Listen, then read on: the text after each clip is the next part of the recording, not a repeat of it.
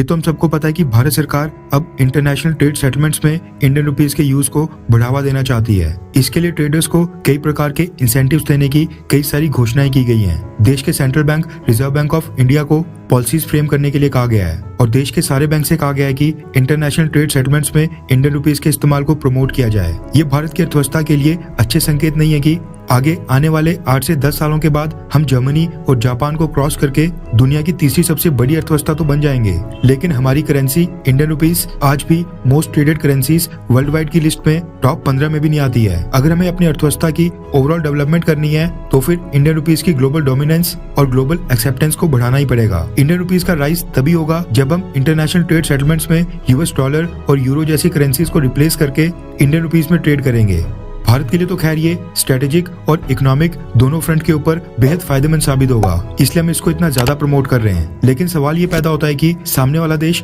भारत की बात मानकर यूएस डॉलर जैसी स्ट्रॉन्ग करेंसीज को छोड़कर इंडियन रुपीस में क्यों ट्रेड करेगा। इसलिए जब भारतीय सरकार ने डी डॉलराइजेशन ड्राइव शुरू की थी उस समय माना जा रहा था कि ये भारत सरकार के लिए बहुत ही डिफिकल्ट टास्क होने वाला है, लेकिन अब लगता है कि भारत के सारे पासे बिल्कुल सही पड़ रहे हैं। भारत को G20 की प्रेसिडेंसी भी ऐसे समय में मिली है जब हमें इसकी सबसे ज्यादा जरूरत है और उस समय जब दुनिया में ऑलरेडी कई सारे क्राइसिस चल रहे हैं, कहीं पर वॉर हो रहा है, कहीं पर रिसेशन का खतरा पैदा हो गया है, तो क्रूड ऑयल और गैस प्राइसेस इंटरनेशनल मार्केट में आसमान छू रहे हैं। ऐसे मौके पर अब G20 के 20 सदस्य देश जो पूरी दुनिया के इकोनॉमिक पावर हाउस हैं, ये सारे के सारे अगले 1 साल के लिए न सिर्फ भारत के लगातार संपर्क में रहेंगे बल्कि भारत सरकार के साथ कई लेवल के ऊपर इंटरैक्ट भी करेंगे, जिस दौरान भारत को अपना इन्फ्लुएंस बढ़ाने का भरपूर मौका मिलेगा। इसी के चलते अब भारत को अपनी डी डॉलराइजेशन ड्राइव में बड़ी सफलता मिली है। रेफरेंस के लिए आपकी स्क्रीन के ऊपर फाइनेंशियल एक्सप्रेस के आर्टिकल का स्क्रीनशॉट है, जिसके मुताबिक भारत के साथ ट्रेड सेटलमेंट्स में इंडियन रुपीस के इस्तेमाल को लेकर दुनिया की 35 कंट्रीज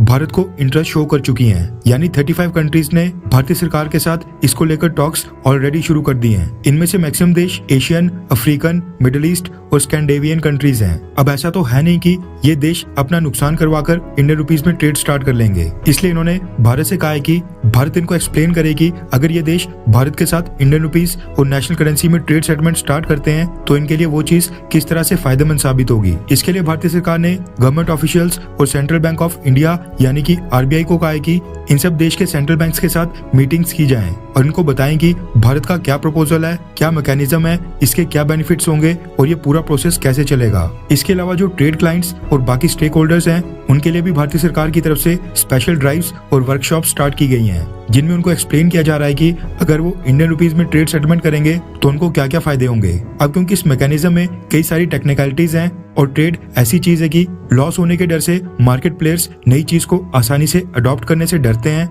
इसलिए भारतीय सरकार ने इंडियन बैंक्स एसोसिएशन को कहा है कि रिजर्व बैंक ऑफ इंडिया की गाइडेंस में वो भी इस मैकेनिज्म को लेकर अवेयरनेस प्रोग्राम चलाएं। भारत सरकार का कहना है कि अगर वो एक ऐसा मैकेनिज्म तैयार करते हैं जो क्रेडिबल हो, जिसकी क्रेडिबिलिटी सबसे ज्यादा हो, तो न सिर्फ ट्रेड सेटलमेंट में कुछ देश इंडियन रुपीस का इस्तेमाल करेंगे बल्कि इंडियन रुपीस का पूरी तरह से इंटरनेशनलाइजेशन हो जाएगा और यही भारत सरकार का एम है। और खास बात यह है कि भारत का कोई भी बैंक इंटरनेशनल ट्रेड सेटलमेंट्स में इंडियन रुपीस को इस्तेमाल कर पाएगा। इसको रिस्ट्रिक्ट करके कुछ ही बैंक तक सीमित नहीं रखा जाएगा। अब इन सब 35 कंट्रीज के साथ डिप्लोमेटिक लेवल के ऊपर मीटिंग्स चल रही हैं और इनको एक्सप्लेन किया जा रहा है कि इंडियन रुपीस और नेशनल करेंसी में ट्रेड करना कैसे इनके लिए खुद फायदेमंद साबित होगा और इस मैकेनिज्म को इम्प्लीमेंट करने में भारत इनकी क्या क्या मदद करेगा। भारत के पड़ोसी देश श्रीलंका, बांग्लादेश, नेपाल और म्यांमार के साथ आगे आने वाले कुछ ही महीनों के अंदर इंडियन रुपीस में ट्रेड सेटलमेंट शुरू हो जाएंगी, क्योंकि इन सभी देशों के पास यूएस डॉलर में रिजर्व्स बहुत ही कम बचे हैं, जिसकी वजह से ये भारत के साथ नेशनल करेंसीज में ट्रेड करने के लिए पूरी तरह से रेडी हैं। भारत सरकार